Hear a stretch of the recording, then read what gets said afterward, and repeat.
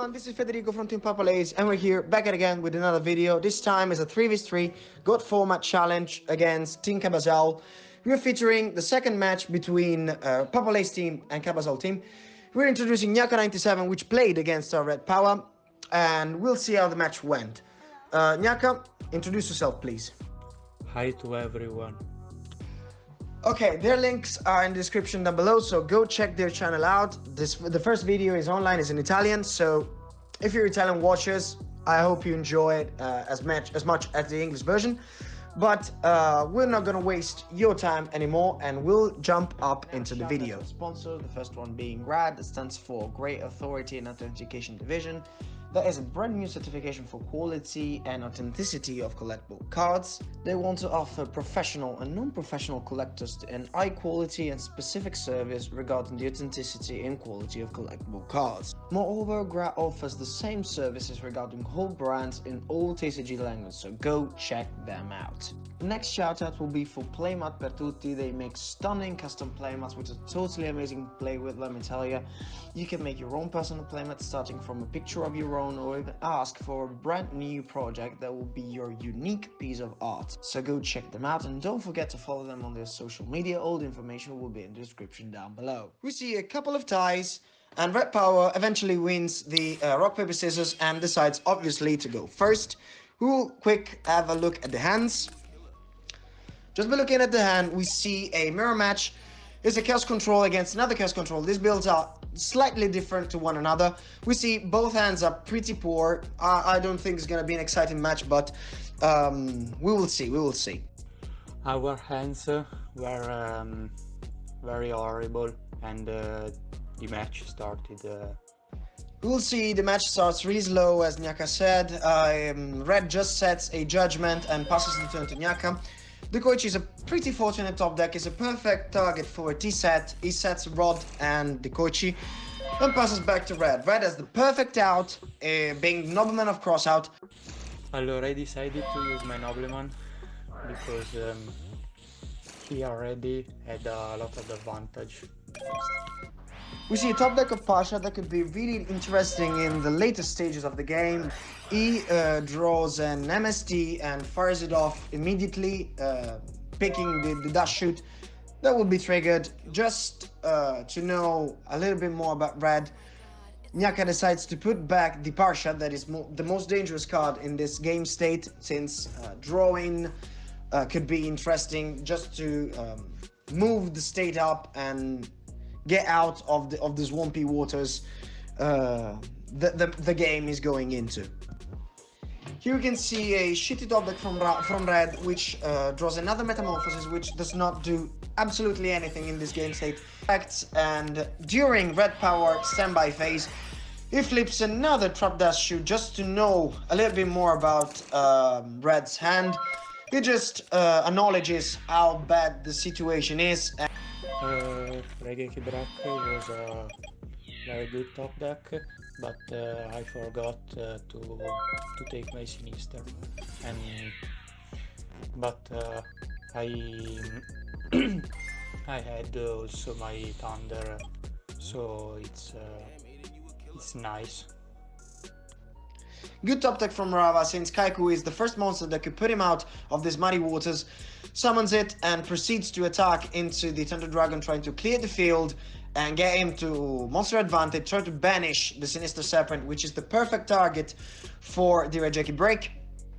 Gnacca tries to put him under pressure with the Ring of Destruction, that gets met with the Solemn Judgment. He had to judgment the Rod, since he had to protect his only available monster that could put him out in this unfavorable situation. Here the Solemn was very good and allowed me to push for game.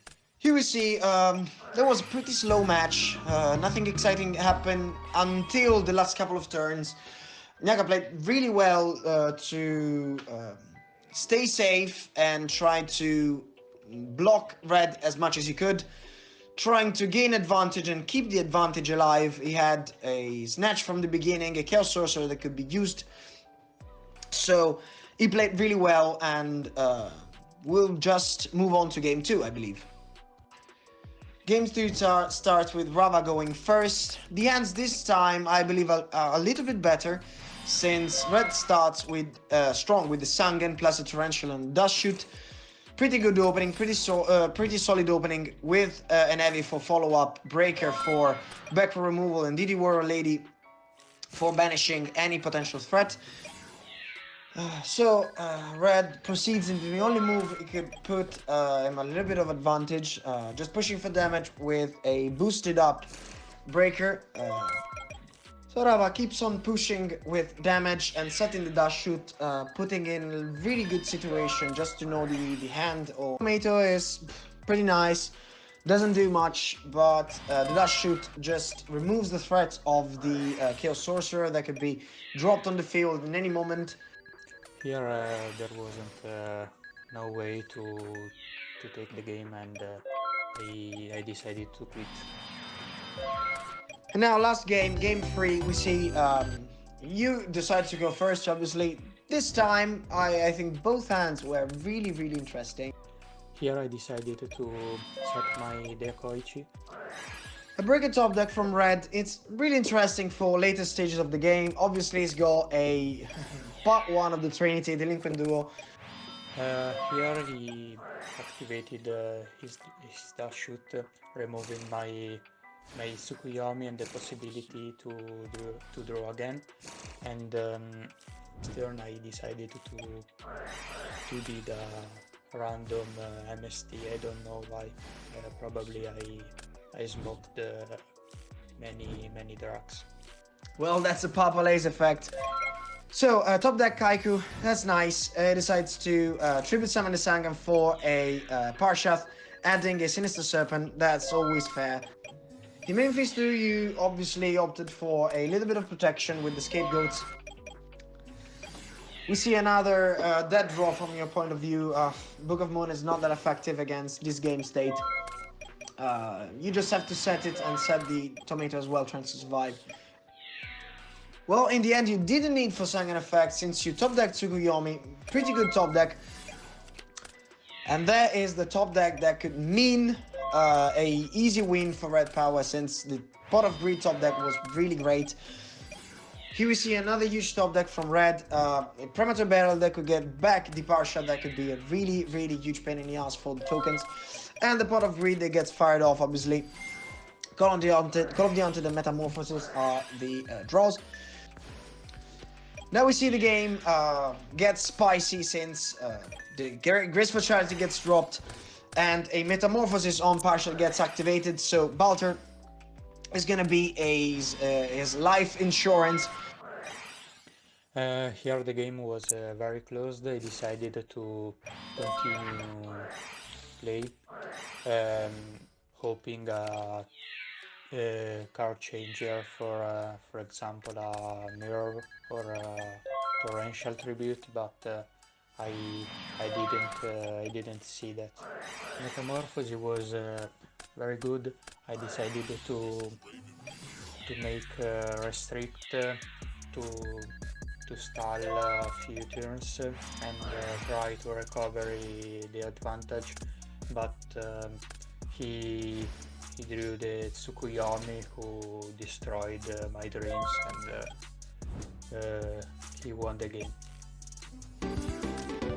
Yeah, Tsukuyomi was really lucky, and Red deserved the game, but you know, you were really unlucky with your draws, and the match was straightforward lost.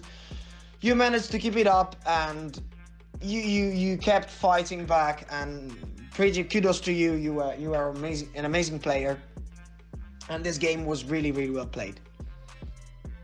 So that wraps it up. Hope you enjoyed it. It was a fun game. The first 2 matches was kind of slow. The third one was really amazing. I believe it was really good to see, to watch, and to comment, at least from my point of view. I remember you to like, subscribe to the channel, activate the notification bell. All our links are in the description. And once again, I thank Team Kabazauls to feature us in this 3v3 GOAT format challenge.